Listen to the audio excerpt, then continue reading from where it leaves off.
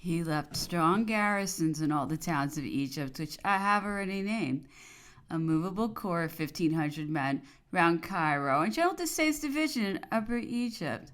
At the head of his small army, he crossed the desert that separates Africa from Asia, captured on his way the fort of El Arish, the garrison of which capitulated and was set free on condition of it proceeding to Baghdad and not serving against the French. For a 12-month, he marched from thence upon Gaza, the ancient Caesarea, and arrived before Jaffa, the ancient Joppa, where he found a Turkish garrison which showed indications of an intention to resist. Jaffa is situated on the seashore and defended by a strong wall. It was found necessary to make an assault before the troops could obtain possession of it, on which occasion 3,000 prisoners were taken, who turned out to be, for the most part, those very soldiers whose lives and liberty had been spared upon conditions which they had immediately violated. It was ascertained in the meantime that the Porte had thrown all the French agents into prison, declared war against France, and was forming in the island of Rhodes an army intended to be conveyed to Egypt. To restore these prisoners a second time to liberty was, in fact, to send fresh recruits to the Turks. To forward them to Egypt under an escort was to lessen the strength of an army already too weak. The law of necessity decided their fate. They were treated in consequence of such an act of perjury in the same manner as they were treated our wounded after a battle, whose heads they cut off on the spot. After the capture of Jaffa, the army continued its march and arrived before St. John d'Acre, the Ptolemies of the ancients. The conquest of this place was to be followed by that of all Palestine, as had already been the case in the days of the Crusades, and was open the road for us to Constantinople by means of the numerous legions which General Bonaparte intended to form out of the fine and swarming population of the country he was now traversing. The East would, in such a position, have assumed a new aspect, and once more have basked in the rays of that light which it had formerly shed over the world. Its martial people would have infallibly hailed with delight the approach of a warrior who desired nothing more than that they should throw off the ignominious yoke under which they were groaning. These nations possess extraordinary physical powers, and it is easy to estimate what they might have become after the regeneration of their moral faculties. The East must, sooner or later, fall to the lot of him who shall find the fulcrum for the lever that is to rouse it from its apathy. We had in our favor the recollection of the old Crusaders, though these countries had proved their grave. The Druses and the Mettuali, two Christian colonies inhabiting the mountains of the east, are reported in the country to be descendants in a direct line from the last Crusaders who, deprived of the means of returning home, were driven by distress to remain on the spot. In their anxiety to avoid the Turks, they retired to the mountains where their descendants are still living, and it cannot be remembered that any Turk ever succeeded in penetrating into the places they have selected for their abode. These colonies live in tribes. They have lost all trace of the language of their ancestors, but still retain the same kind of arms, lances of the same form, long swords with hilts in the form of a cross, and small round shields made of very hard leather. On the first report of the entrance of the French into Syria, these people descended from their mountains, impelled by the honest feeling that they must be our natural allies, and came to the camp before St. Jean d'Acre to pay homage to General Bonaparte, whose fame had reached their ears. They were treated with great attention, and General Bonaparte, who delighted in recalling the events of this period to his mind, even in the season of his highest prosperity, sometimes did me the honor to tell me that at the moment when the Drusus warriors entered his tent, he was unable to resist a sensation of interest combined with admiration for them, and that their visit had afforded him unfeigned pleasure. He could not bring himself, he said, to consider them as Turks. Their physiognomies bore an impress of the stock from which they sprung. Their eyes and the contour of their faces rather presented the character of Europeans than of Eastern people. It was plain, in short, to perceive between ourselves and them something of a common origin. These warlike people had been taught by the tradition of ages that they descended from other warriors belonging to our own country. They lived, however, in complete ignorance of what was going forward in the world, and were only Christians in all the simplicity of the primitive doctrines. They are greatly respected by the whole population of Syria, who occasionally solicit their protection for the purpose of checking the ferocity of the troops of the pashas, who are sent by the Porte to govern those unhappy countries. Out of so many different populations might have been raised a splendid army, which would have cleared the way before our legions, leaving the latter at liberty to husband their resources for occasions of importance when their exertions would have been called into play. But the first object was to obtain possession of Saint-Jean-d'Acre. Chapter 10. General Bonaparte, whose foresight anticipated every difficulty, had ordered a fleet to be sent off from Alexandria with the heavy artillery and engineering utensils on board. It was escorted by 2 old frigates, which had sailed from Toulon as transport ships and had refitted at Alexandria after the defeat of our squadron. This fleet had on board everything requisite for the siege of Saint-Jean-d'Acre, besides a great number of muskets, thus laden with stores of incalculable value. The fleet proceeded along the coasts of Egypt and Syria. It had been informed of the presence of 2 English ships in those quarters, but as none of the vessels composing it drew much water, it could sail very close inshore, and so protect itself from attack in the improbable event of its not finding the French troops in possession of one of the small ports along the coast, and which it was directed to enter. It was the fate of the fleet to be commanded by an officer of extremely limited capacity, who, on making the point of Mount Carmel, dared not reconnoiter the port of Caifa, which was only 3 leagues off, or at least neglected to do so, fearing to find it occupied by the Turks, whereas we were already in possession of it. He hesitated, and in this state of perplexity stood out to sea, preferring the risk of being captured by the English to the danger of falling into the hands of the Turks, a fear which his imagination constantly presented to his view. He fell, accordingly, into the power of the English, with the whole of his fleet. This fault, which it is difficult to qualify, had a prodigious influence over our future operations. It was impossible to retreat, and there was no resource left but to besiege the place with such means as the artillery of the army would afford. A line of circumvallation was drawn round it, the trenches were open, and by dint of zeal a breach was effected. No less than 10 assaults were given to this paltry fort, into which the soldiers repeatedly penetrated, but were as often repulsed with heavy loss.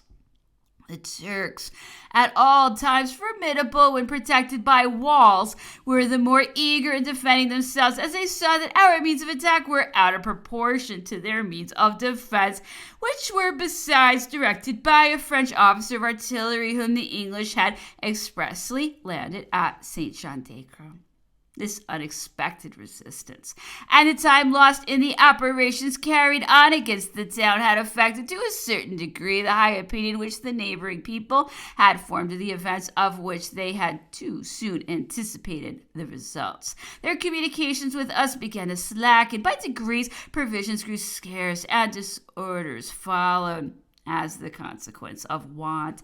The Druzes and Mutuali had returned to their homes, and at last the audacious insolence of the wandering Arabs increased to such a degree that it became necessary to detach whole bodies of troops for the purpose of covering a larger surface of country and of securing it to procure provisions for the army. These corps were violently attacked and harassed by swarms of population, and General Bonaparte was obliged to march in person for the purpose of releasing Kleber at Mount Tabor and General Junot at Nazareth.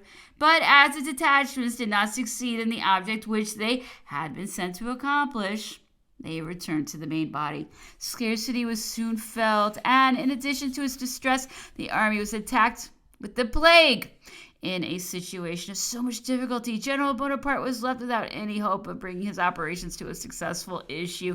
He ran the risk, on the contrary, of losing his army unless he hastened to take it back to Egypt. He was induced by another consideration to relinquish his original plan. We were approaching the season during which a landing is easily effected in Egypt, where the coast is so low as to compel ships to anchor at a great distance, and as they cannot in such a position resist the violence of the autumnal winds, they can only ride at that anchorage in summer. General Bonaparte had learned during his stay in Syria that an expedition was fitting out in the ports of the archipelago. It was of importance, therefore, that he should be in Egypt at the moment of its arrival. The troops marched back, having embarked all the sick as well as the wounded who reached Damietta in safety.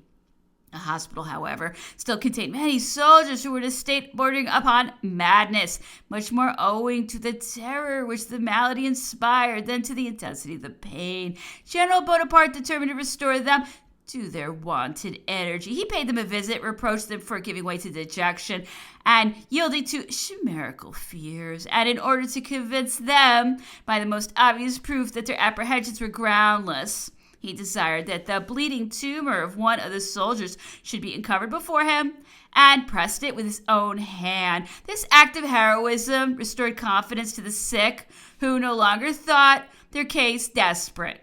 Each one recruited his remaining strength and prepared to quit a place which, but a moment before, he had expected never to leave. A grenadier upon whom the plague had made greater ravages could hardly raise himself from his bed. The general, perceiving this, addressed to him a few encouraging words. "You are right, General," replied the warrior. "Your grenadiers are not made to die in a hospital." Affected at the courage displayed by these unfortunate men, who were exhausted by uneasiness of mind no less than by the complaint, General Bonaparte would not quit them until he saw them all placed upon camels and the other means of transport at the disposal of the army. These, however, being found inadequate, he made a requisition for the officers' horses, delivered up his own, and finding one of them missing, he sent for the groom who was keeping it for his master and hesitated to give it up. The general, growing impatient at this excess of zeal, darted a threatening look. The whole stud was placed at the disposal of the sick. And yet it is this very act of magnanimity which the perseverance of human nature has delighted in distorting. I feel ashamed to advert to so atrocious a calumny, but the man whose simple assertion was found sufficient to give it currency has not been able to stifle it by his subsequent disavowal. I must therefore descend to the task of proving the absurdity of the charge. I do not wish to urge as an argument the absolute want of medicine to which the army was reduced by the rapacity of an apothecary, nor the indignation felt by General Bonaparte when he learned that this wretch, instead of employing his camels to transport pharmaceutic preparations, had loaded them with provisions upon which he expected to derive a profit.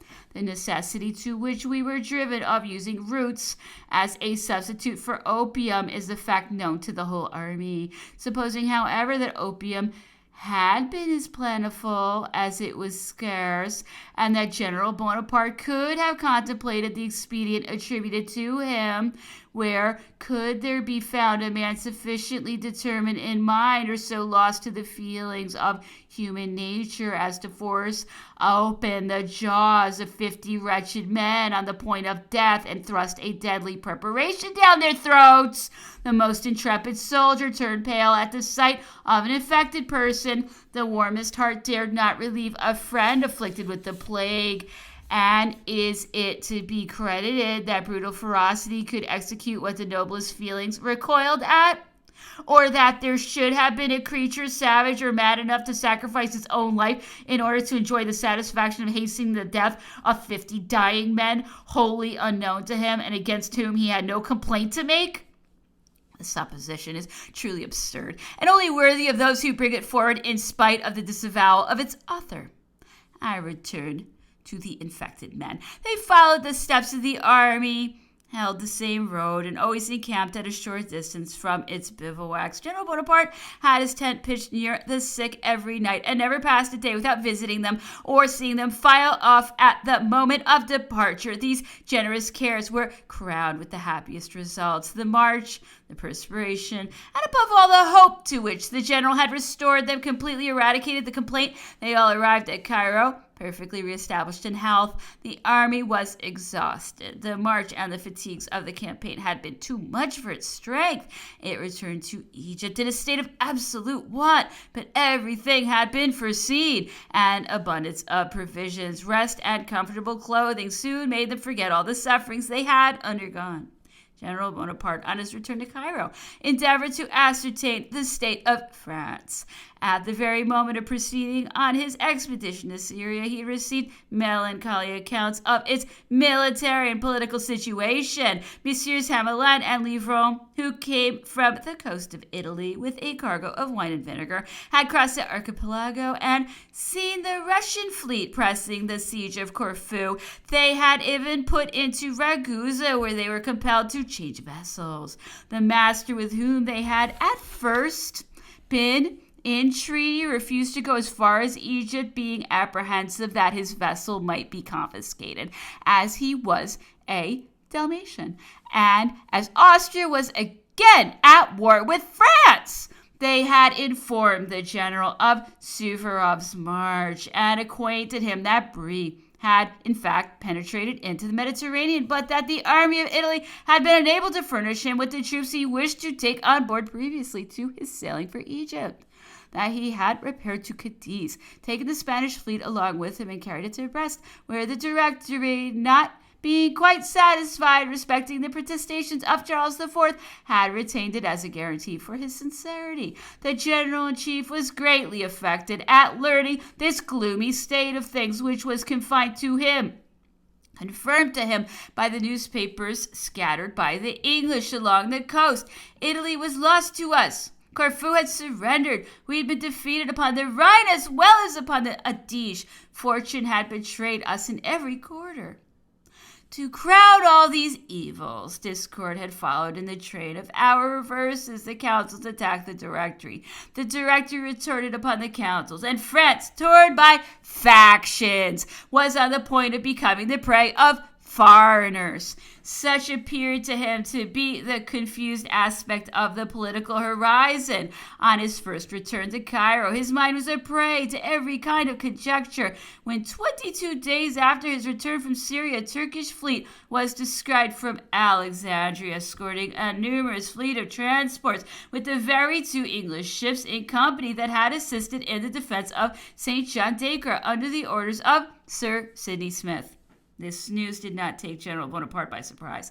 He had foreseen the event and had only detained the troops at Cairo the time requisite for recovering from the fatigues of their march from Syria. He had afterwards drawn them nearer to the coast. He had even carried the precaution so far as to inform General Desaix of what he deemed an unavoidable occurrence, and ordered him to hold his division in readiness to march. He no sooner heard of the appearance of the Turkish fleet before Alexandria than he sent a second order to General Desaix, directing him immediately to bring his division down the country into a position between Cairo and Alexandria, which he pointed out to him. He also left Cairo in the utmost haste to place himself at the head of the troops which he had ordered to quit their cantonments and march down to the coast. While General Bonaparte was making these arrangements and coming in person from Cairo, the troops on board the Turkish fleet had effected a landing and taken possession of the fort of Aboukir and of a redoubt placed behind the village of that name, which ought to have been put into a state of defense 6 months before, but had been so completely neglected that nothing was easier than the ride through the breaches and through the spaces left by the falling in of the earth in every direction. The Turks had nearly destroyed the weak garrison that occupied those 2 military points when General Marmont, who commanded at Alexandria, came to their relief. This general, seeing the 2 posts in the power of the Turks, returned to shut himself up in Alexandria, where he would probably have been blockaded by the Turkish army had it not been for the arrival of General Bonaparte with his forces, who was very angry when he saw that the fort and redoubt had been taken. But in reality, he did not blame Marmont for retreating to Alexandria. What indeed would have been his feelings, on the other hand, had he found this important city exposed to any danger by its garrison being engaged in disputing a barren desert with the Turkish army? General Bonaparte arrived at midnight with his guides and the remaining part of his army and ordered the Turks to be attacked the next morning. In this battle, as in the preceding ones, the attack, the encounter, and the rout were occurrences of a moment and the result of a single movement on the part of our troops. The whole Turkish army plunged into the sea to regain its ships, leaving behind them everything they had brought on shore. The English sailors had the inhumanity to fire upon these unfortunate group of soldiers who, clothed in their wide vestments, attempted to swim across the 2 leagues of sea that separated them from their ships, which scarcely one of them reached in safety. Whilst this event was occurring on the seashore, a pasha had left the field of battle with a corps of about 3,000 men in order to throw himself into the fort of Abu Kir. They soon felt the extremities of thirst, which compelled them, after the lapse of a few days, to surrender unconditionally to General Menou, who was left on the ground to close the operations connected with the Turkish army recently defeated. These 3,000 prisoners, who were very fine men, were employed upon the works of Alexandria and Damietta, that's to say of Lesbos, situated higher up on the right bank of the Nile, between Damietta and the sea, in front of the space where formerly stood the town of Damietta, which was taken by the Crusaders, but of which we could not discover any traces. General Desaix was still above Cairo with his division when he received the letter by which General Bonaparte informed him of the successful issue of the battle. And as General Desaix had pointed out to him, each night the place where he intended to take up his quarters, General Bonaparte was enabled to judge that, had he wanted that division, it could not have been within reach in his letter. Therefore, he gently blamed General Desaix's conduct. An Arab courier dispatched from the field of battle the very evening of the action came up with us during the night at our bivouac near Benza, 25 leagues at least above Cairo. This circumstance added greater weight to General Bonaparte's reproaches. General Desaix, however, was not without an excuse. He had received the instructions to return with his division at a moment when it was broken into several movable columns, which were overrunning the country to collect the tax. He must either have delayed his march until he could bring together all those detachments, or have exposed himself to the necessity of bringing only a part of his troops if the concentration of those detachments was to have been left to the discretion of their respective commanders.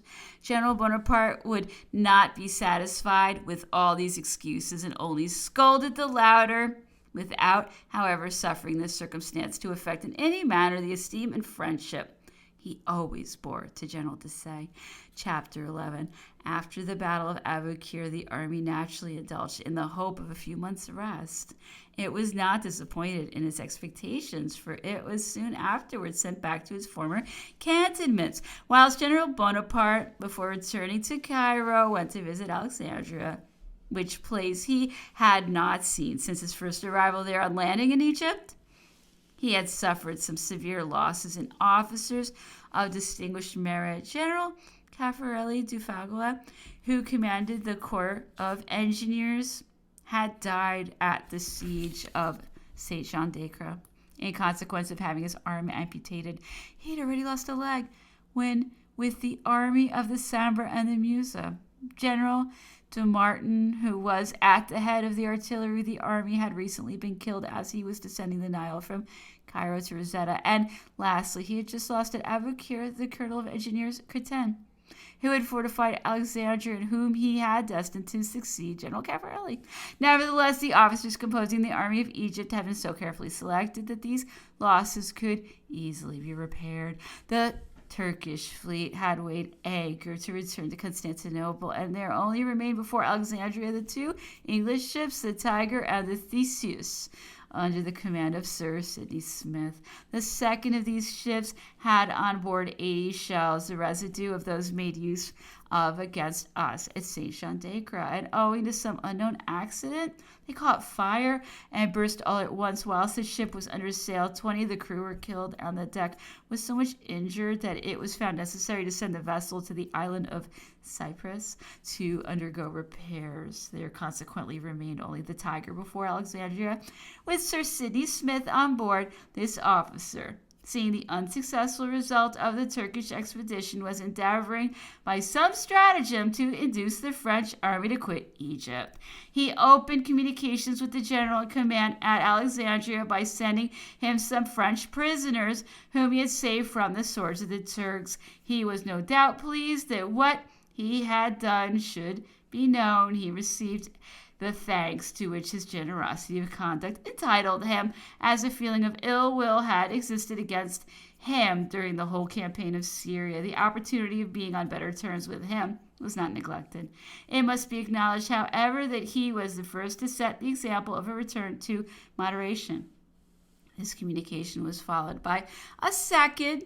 He sent his private secretary to Alexandria under pretense of delivering to General Bonaparte some letters directed to him, which had been found on board a vessel recently captured.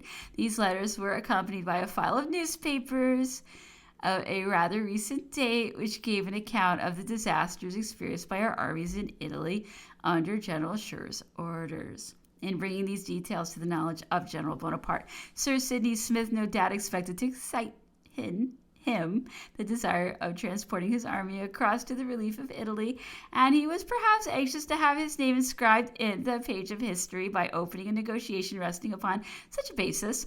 But he had to deal with a man who could not fail to penetrate the snare laid for him under whatever color it might be attempted to disguise it. That the idea was unreasonable was not, however, a motive with him for its rejection, as at any time a pretext could easily be found for abandoning it.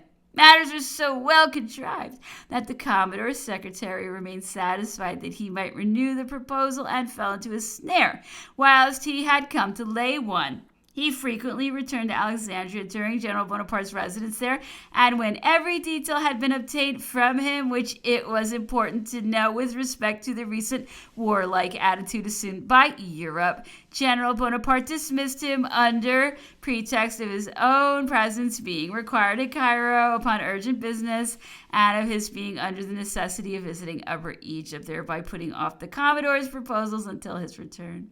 He went back to Cairo, spreading at the same time the report of his intended journey to Upper Egypt, whither he dispatched some persons whom he had previously stated it to be his intention to send on before him. Previously to leaving Alexandria, where he had obtained every circumstantial detail respecting the state of Europe, he had been struck with their perfect coincidence with the accounts brought over by Messieurs Livron and Hamelin. He could no longer entertain any doubt of what must occur, whether in France or in Egypt, unless timely assistance were afforded to either country. After the obstacles that had resisted his progress in Syria, he was no longer under a delusion as to what he could effect with the small army at his command. He had consequently postponed until the arrival of fresh reinforcements the execution of the second part of his plan, which consisted in extending his power in Palestine, marching upon Constantinople, and giving the signal for a revolution in the East. The details he had just learned respecting the state of Europe removed from his mind all hopes of assistance. Italy was entirely lost. Reinforcements could only be sent to him from Toulon, supposing that the Directory were inclined to afford him any, which was at best extremely doubtful.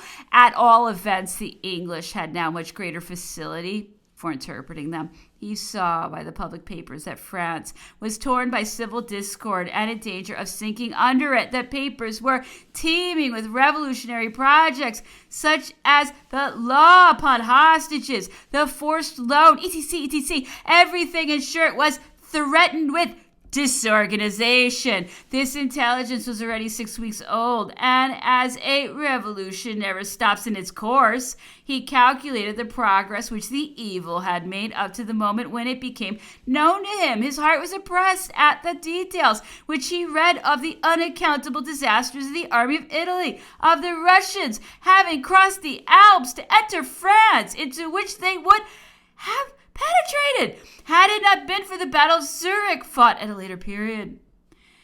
In the dissolution of the Cisalpine Republic, he beheld the destruction of his own work. The French troops, which were spread on a former occasion over the whole surface of Italy, were now confined within the Genoese territory. The people of La Vendée, animated with greater fury than ever, had carried their inroads to the very gates of Paris and drawn down sanguinary reprisals, and terror was again assuming its former sway over France. Public credit was threatened with destruction, owing to the disastrous measures recommended and carried into effect by that nest of vampires who, under cloak of the national interest, are foremost in fomenting disorders that they may feed at leisure both upon private fortunes and the public revenue. The Directory breathed the atmosphere of these men, the true plagues of a state having the misfortune to be cursed with their presence. On beholding this gloomy picture, his mind recoiled upon itself, and in his breast he discovered that patriotic feeling which leads a man of superior stamp to devote himself to the common cause. He wondered that out of so many celebrated generals whom he had left in France, there was not one whose name was not coupled with some public misfortune. He felt that, inasmuch as the members of the Directory might have desired his removal, when his presence only reminded them of the glorious services they deemed it painful to recollect, so they ought now to wish for his return, since the disasters that had assailed them during his absence must have forced their reluctant acknowledgement of his being. Perhaps the only man calculated to avert the impending ruin of France by rallying round his military renown the different parties that divided the Republic at this moment on the verge of dissolution.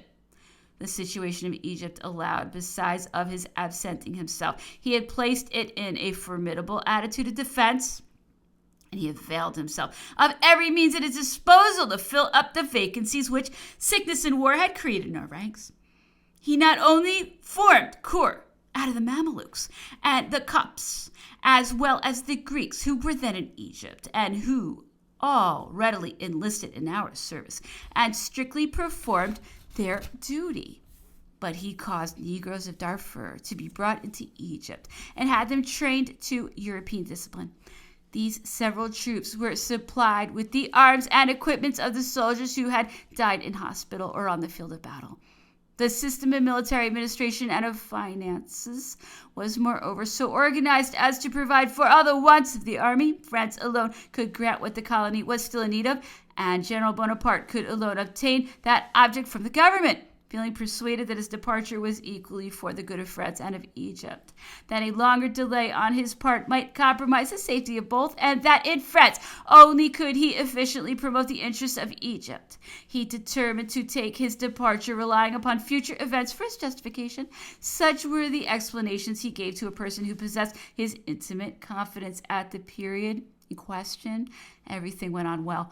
A man of even ordinary capacity would have been competent to keep in motion that species of mechanism which only required not to be put out of order.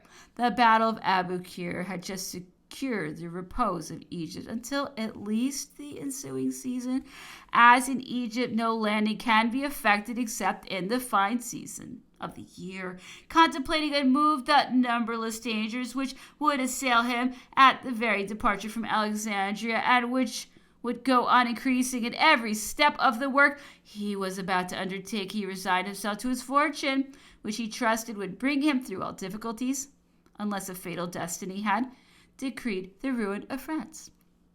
Sir Sidney Smith was persuaded that if General Bonaparte did not quit Egypt by means of a capitulation which would include his army, and which he hoped to impose upon him, he would at least take his departure alone, and he therefore formed the plan to intercept him on his way. Unfortunately for him, the prisoners he recently restored had informed us that he was short of water, not having had time to take in any before his departure from St. Chantegre to escort the Turkish army just destroyed at Abukir. He considered, no doubt, that he would find time to proceed to the island of Cyprus to take in his stock of water and reappear before Alexandria ere General Bonaparte could have returned from Upper Egypt. He accordingly sailed for Cyprus, thus withdrawing the only cruiser that stood in the way. He was hardly out of sight when a courier was dispatched to General Bonaparte, who was all in readiness. He had communicated the secret of his departure to Admiral Guillaume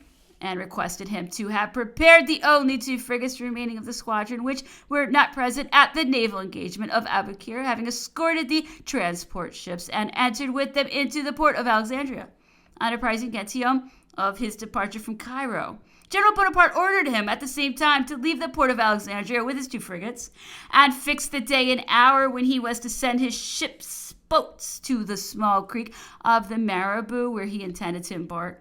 As soon as Sir Sidney Smith left the station of Alexandria, Guillaume set sail under the pretext of going out on a cruise, and came to place himself in front of the small creek of the Marabou, a league to the westward of Alexandria. No right conjecture could be formed from the sailing of those 2 frigates, since it was imagined in Alexandria that General Bonaparte was at Cairo or in Upper Egypt. General Bonaparte, who had, as above mentioned, fixed the day and hour at which Guillaume was to send off his boats, arrived in the beach about the appointed time, and there found General Menou, whom he had ordered to meet him.